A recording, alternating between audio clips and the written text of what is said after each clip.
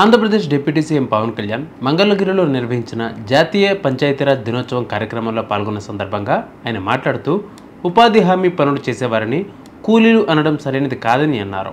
ఇది మన సంస్కృతికి అనుకూలమైన పదం కాదని అన్నారు. ఉపాధి హామీ శ్రామికులు లేదా గ్రామీణ వికాస శ్రామికులు అని పిలవాలని సూచించారు. కూలీ అనేది బ్రిటిషర్స్ నుంచి వచ్చిందని, గ్రామాభివృద్ధికి పాటుపడేవారు కూలీలు కాదని అన్నారు.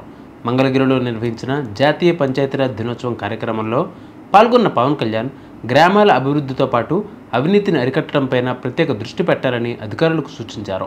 మునుపటి ప్రభుత్వంలో ఉపాధి హామీ పథకం కింద గ్రామ అభివృద్ధిలో ఎలాంటి నిర్ణయాలు తీసుకున్నారు, ఎలాంటి పనులు జరుగుతున్నాయనే దానిపైన స్పష్టత ఉండేది కాదు. కానీ మన ప్రభుత్వం రాగానే ఉపాధి హామీ పథకాన్ని పారదర్శకంగా అమలు చేస్తూ సోషల్ ఆడిట్స్ చాలా సమర్థవంతంగా నిర్వహించడం జరిగింది. ఇప్పటి వరకు ఉపాధి హామీ పథకం కింద 46,94,000 కుటుంబాలకు చెందిన 75,23,000 మంది ఉపాధి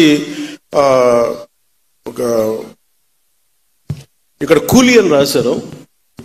నాకు ఈ పదం కొంచెం ఇబ్బందిగా ఉంది.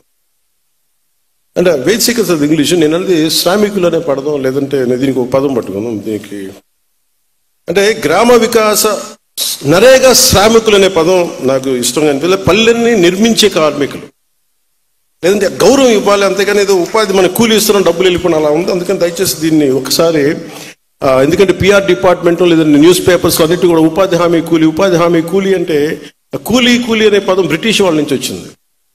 మనల్ని, భారతీయుల్ని, చైనీస్ని బయట తోటలు పనిచేయడానికి అది చాలా డెరగేటరీ టర్మ్.